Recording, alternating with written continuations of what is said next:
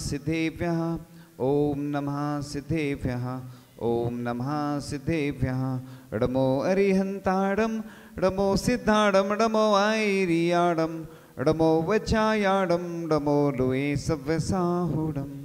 चलते फिरते तीर्थ हैं हरते सब संताप, हम तो बस इतना जानते आप सरीखे आप, हम तो बस इतना जानते आप सरीखे आप। कुंडलपुर के बड़े बाबा की अत्सकारी चमत्कारी मनोहारी सर्वरोगहारी बीतरागताधारी श्री मूल नायक अजितनाथ भगवान की परम पूजाचार्य भगवान गुरुदेव शेखर विद्यासागर जी महामुनिराज की, मुनि शेखर बिमल सागर जी आदि समस्त 3 करोड़ मुनिराजों की,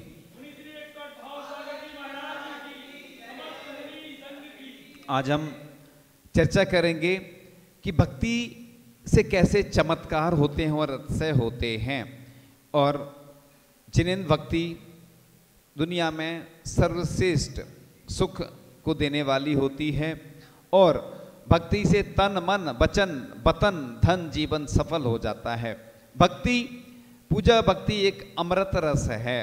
जब भरत चक्रवर्ती पूजन करते थे तो द्रव्य के पहाड़ बन जाते थे, और आज हम पूजन करते हैं आप लोग, तो कई लोग तो बड़ी भक्ति भाव से करते हैं, कई लोग सिर्फ औपचारिकता कर लेते हैं।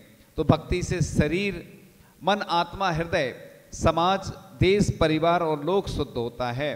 तो मोक्ष के द्वार पर जो ताला लगा है उसको अगर हमें खोलना है तो एक भक्ति ही है जिसके माध्यम से हम ताला खोल सकते हैं। जो तल्लीनता से भक्ति करते हैं तो अतिशय चमत्कार अपने आप हो जाते हैं। भक्ति से आनंद उत्साह और सफलता की प्राप्ति होती है। पूजा भक्ति मोक्ष हेतु वैयावृत्ति तप है, अतिथि संविभाग व्रत है, सामायिक है और पदस्थ ध्यान भी कहा गया है। तो भक्ति से ऊर्जा मिलती है और रसायन का स्राव होता है। भगवती आराधना ग्रंथ में लिखा है कि अरहंतादिक के गुणों में प्रीति होना भक्ति है। जिस प्रकार से साधु संत से आप लोग प्रीति करते हैं, इसी प्रकार से भगवान से भी जो प्रीति होती है वही ही भक्ति कही गई है। तो भावों की विशुद्धि के साथ अनुराग रखना भक्ति है। परिणामों का निर्मल होना ही भक्ति का मूल है, मूल उद्देश्य है।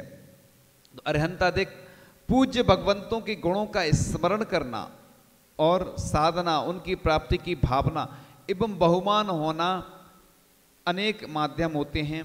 इसके विभिन्न रूप होते हैं, स्तुति, स्तवना, स्तवन आदि, ये भक्ति के विभिन्न रूप हैं। तो विद्यमान अल्प गुणों का उल्लंघन कर उन गुणों की अधिकता का कथन करना ही स्तुति है। ऐसे ऐसे स्तुत लिखे गए हैं जिनके माध्यम से अतिशय और चमत्कार हुए। मुझे एक घटना याद आ रही है कि पंडित वृंदावन दास जी स्तुति बनाते थे, जिन्होंने संकट मोचन बिनती लिखी है। उसका चमत्कार कैसे हुआ आपके सामने घटना आती है कि वह स्तुति बनाते जाते और भैरवी में गाते जाते थे। कविता करने की इनमें अपूर्व शक्ति थी और जिनेन्द्र देव के ध्यान में मगन होकर धारा प्रवाह कविता कर सकते थे। जो कवि थे उनके ससुर काशी के बड़े भारी धनिक थे तथा इनके यहाँ टकसाल था, यानी सिक्के बनाने का कारखाना का काम होता था। एक दिन एक अंग्रेज इनके ससुर की टकसाल देखने आया और वृंदावन दास जी ने, जो भी उस समय वहीं थे, तो वृंदावन दास ने फटकार लगाई और अंग्रेज को टकसाल नहीं देखने दी। वह अंग्रेज नाराज होकर चला गया। कालांतर में वही अंग्रेज काशी में कलेक्टर बनकर आया था। उस समय वृंदावन सरकारी खजांची थे। साहब बहादुर यानी कलेक्टर साहब ने प्रथम मुलाकात में ही पंडित वृंदावन दास जी को पहचान लिया। पूर्व बैरवस साहब बहादुर ने एक चाल बनाकर कवि को 3 वर्ष की जेल की सजा सुना दी। जेल में ही बैठे कवि ने उक्त भक्ति पद बनाया। इसी वक्त कलेक्टर साहब जेल का निरीक्षण करने आए और आप बड़ी भक्ति भाव से हे दीन बंधु श्रीपति करुणा निधान जी, ये भक्ति पढ़ रहे थे, इस स्तुति को बनाते जा रहे थे और गाते जा रहे थे। कलेक्टर साहब इनकी स्तुति से प्रभावित हुए और पूछा, खजांची बाबू, पर ये ध्यानस्थ थे, उन्होंने नहीं सुना, ध्यान ही नहीं दिया कलेक्टर साहब की बात पर। और फिर कलेक्टरी में सिपाही द्वारा आपको बुलाया गया और पूछा गया कि तुम क्या गाटा। अंग्रेजी में बोलता, तुम क्या गाटा। तो कवि ने, वो क्यों रोता था, तू रोता क्यों है और गाता क्या है। तो कवि ने पूरी स्तुति गाकर अर्थ भी सुनाया। तो साहब इतने प्रसन्न हुए कि इस घटना के तीसरे दिन ही उन्हें जेल से मुक्त कर दिया। तभी उक्त बिनती संकट मोचन के नाम से प्रसिद्ध हुई। कवि इतने काव्य में प्रवीण थे कि प्रतिदिन पूजा लिखते थे और प्रतिदिन पूजन करते थे जिन मंदिर में, और कभी भी बासी पूजा नहीं करते थे। तो ये प्रभाव होता है भक्ति का कि जो वैज्ञानिक भी सिद्ध कर चुके हैं, वैज्ञानिकों ने सिद्ध किया है कि पूजा भक्ति से क्या होता है।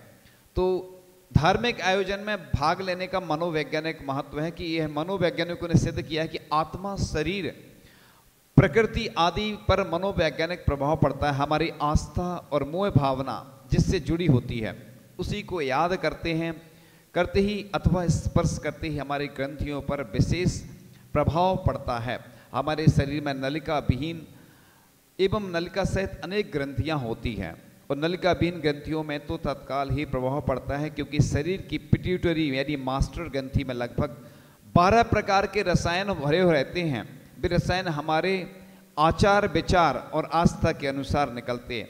हमारी जिसके प्रति आस्था और कर्तव्य जुड़ा होता है, उसके लिए दान देने से अथवा पूजन, दर्शन और बिंब प्रतिष्ठा, अनुष्ठान आदि कार्यक्रमों में भाग लेने से ग्रंथियों में स्थित रसायन निकल लगते हैं जो आनंद की अनुभूति देते हैं। अतः ऐसे धार्मिक आयोजन से तन मन प्रसन्न व स्वस्थ रहता है और मानसिक तनाव दूर होता है। इसके अलावा सामाजिक, आर्थिक और आध्यात्मिक लाभ भी होता है। तो पूजा भक्ति से 3 लोक में दर्शनीय, पूजनीय व स्तवनीय होता है व्यक्ति, जो व्यक्ति को सब कुछ देने वाली होती है।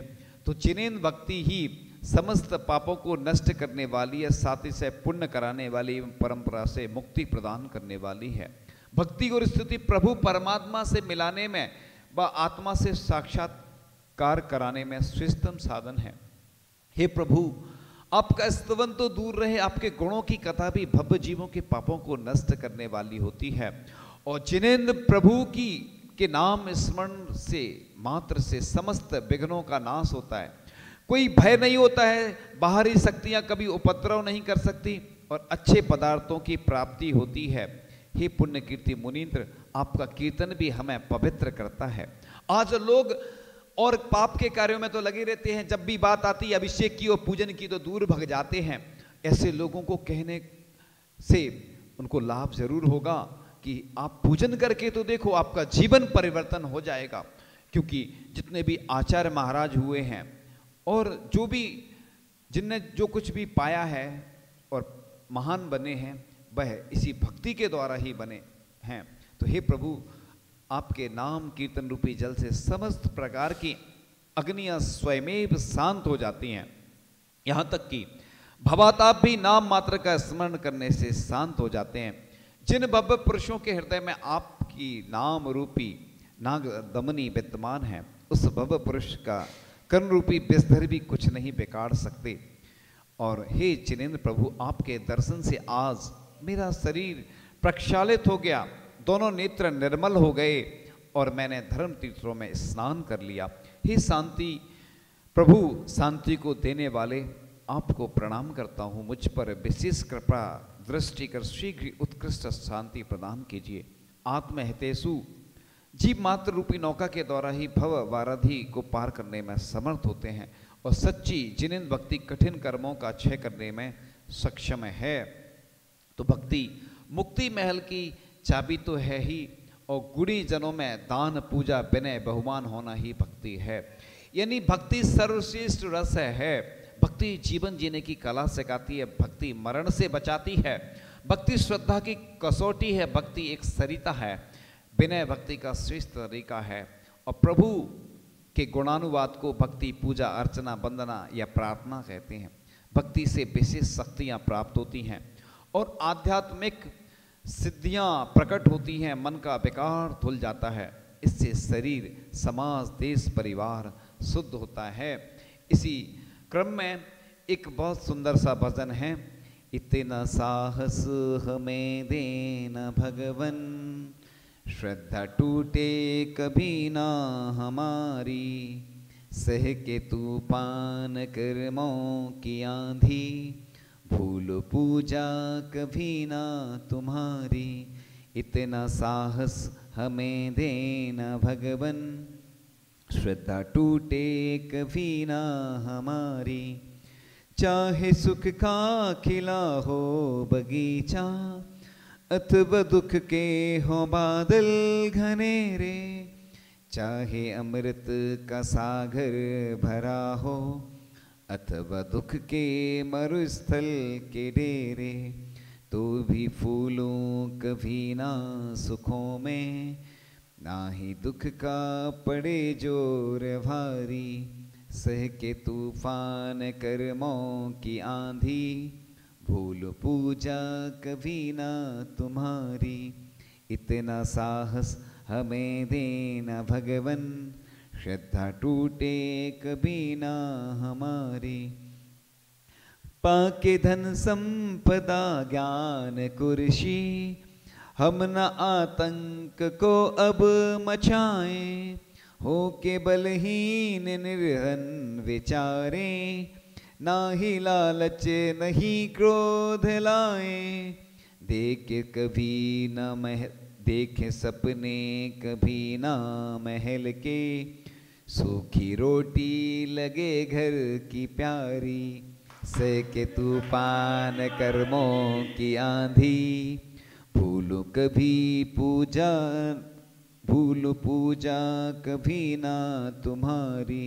इतना साहस हमें देना भगवन, श्रद्धा टूटे कभी ना हमारी। चाहे छाया मिले ठंडी ठंडी, या हो गर्मी कड़ी धूप तपती, चाहे कांटे गड़े कीच पत्थर, अथवा मखमल मिले फूल धरती, तो भी मंजिल को बढ़ते चले हम, छोड़े मोड़े न सुब्रत की पारी, सह के तूफान कर्मों की आंधी, भूल पूजा कभी ना तुम्हारी। इतना साहस हमें देना भगवन, श्रद्धा टूटे कभी ना हमारी।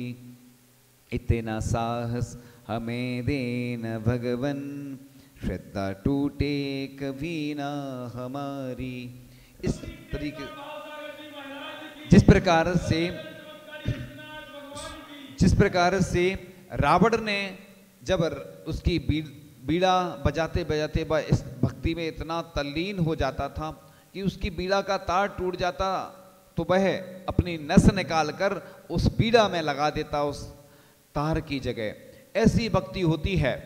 और कई बार ऐसे बहुत से प्रसंग आए, और जब भक्ति की बात आई तो चाहे आचार्य मानतुंग हो, चाहे आचार्य शमंत भद्र स्वामी हो, चाहे विसापहार स्तोत्र की रचना जिन्होंने की, और भी वादिराज मुनि महाराज, ऐसे अनेक उदाहरण हैं कि जब भक्ति में व्यक्ति इतना तन्मय हो जाता है बिल्कुल कि बस सब कुछ भूल जाता है, वही भक्ति मुक्ति में कारण बनती है।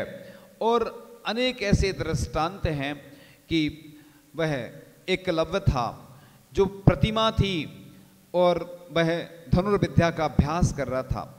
गुरु के पास जाता है कि मुझे धनुर्विद्या सिखाओ, तो गुरु कहते हैं कि अभी ये विद्या हम तुम्हें नहीं सिखाएंगे।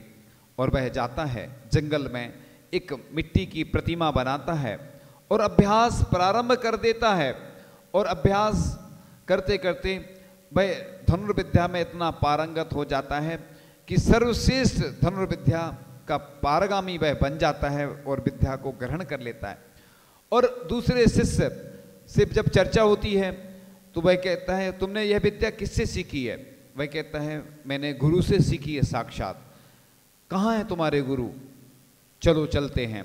वन में जाते हैं और वह मिट्टी की प्रतिमा थी, उसके सामने वह अभ्यास करता था।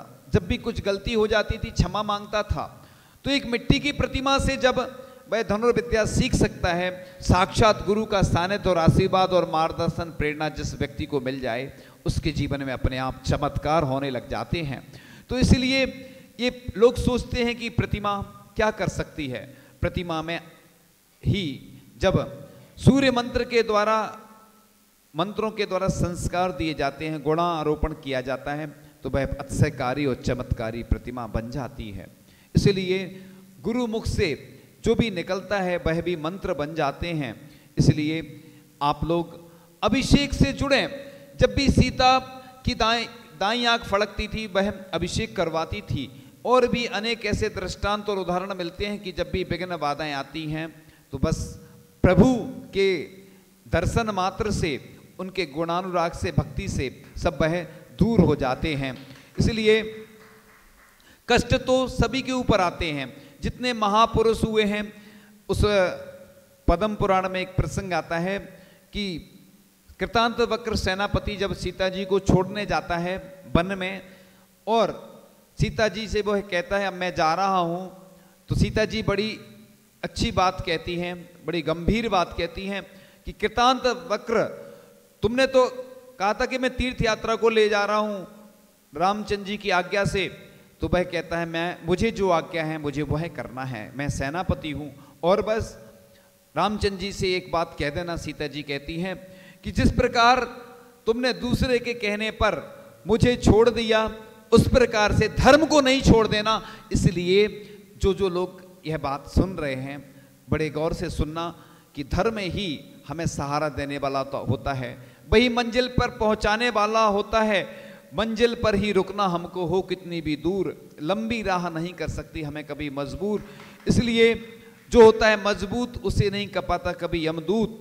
इसलिए देश विदेश में जो लोग भी जुड़े हैं, बस आचार्य भगवान हमें हमेशा एक ही बात कहते हैं, तुम किसी भी पद पे रहो, कोई भी कार्य करो, लेकिन भगवान को नहीं भूलना। और खास तौर से अपने नगर के जो मूल नायक हैं उनसे जरूर जुड़े रहना। और जब मूल नायक की बात आती है, मूल नायक हमारे यहाँ के पूरे एनर्जी देने वाले होते हैं। और मूल नायक भगवान को हमेशा एक श्रीफल जरूर चढ़ाएं। प्रतिदिन भगवान को जो श्रीफल चढ़ाता है उसके जीवन में श्री की वृद्धि होती है, उसके कीर्ति में वृद्धि होती है, ऐश्वर्य में वृद्धि होती है। और हम हमेशा कहते हैं कि भगवान के ऊपर जो छत्र लगाता है उसके ऊपर भी छत्र लगता है, वह एक छत्र राज करता है। जो भगवान के आगे चमर ढुराता है उसके आगे भी चमर ढुरते हैं। और जो भामंडल लगाता है उसका आभा मंडल पूरी दुनिया में विश्व विख्यात हो जाता है, उसकी कीर्ति फैलती है। इसलिए ये भी एक भक्ति पूजन है। खजुराहो की प्रशस्ति में लिखा है कि मैं उसका दासानुदास रहूंगा जो इस मंदिर की पूजन आदि की व्यवस्था करेगा। इसलिए हम इस देश के नहीं विदेश में भी जो हैं उन युवाओं को मैं यही कहना चाहूँगा कि बस पूजन, भक्ति, अभिषेक, शांति धारा, जाप, अनुष्ठान ये बड़े एनर्जी देने वाले हैं, बड़े पावरफुल हैं। इसलिए आप लोग हमेशा भक्ति से जुड़े रहें। यही आपके कर्म निर्जरा करने में साधन हैं। इनके अलावा दुनिया में आप कहीं भी चले जाओ आपको कोई ठीक नहीं कर सकता। बस एक ही भगवान की भक्ति है। जिस प्रकार से हमारे पूर्व आचार्यों ने भगवान की भक्ति की उसी से उनका कल्याण हुआ। और शांति धारा तो प्रतिदिन पूरे देश में होती ही है। शांति धारा के माध्यम से मंत्रों के द्वारा जो मंत्रों का उच्चारण होता है, बीजाक्षरों का, बीज होते हैं, बीज जैसे पेन ड्राइव होती है ना, कार्ड होता है, उसी प्रकार से जो छोटे छोटे बीजों में बड़े बट वृक्ष छिपे होते हैं। इन मंत्रों के द्वारा ही जब शांति धारा की जाती है और भगवान के ऊपर से जब वह जल नीचे आता है, भगवान के माध्यम से वह जल पवित्र हो जाता है। आपके जीवन में यह शांति धारा शांति लाए। इसलिए हम हमेशा बोलते हैं प्रभु की शांति धारा महकाएगी जीवन सारा। तो भगवान की शांति धारा करने से सब विघ्न नष्ट हो जाते हैं। अभिषेक के माध्यम से, पूजन के माध्यम से, भक्ति के माध्यम से एक भगवान के विभिन्न रूप हैं। इन्हीं भावनाओं के साथ परम पूज्याचार्य भगवान गुरुदेव शिक्षण विद्यासागर जी महामुनिराज की जिनवाणी के ज्ञान ते सूझे लोका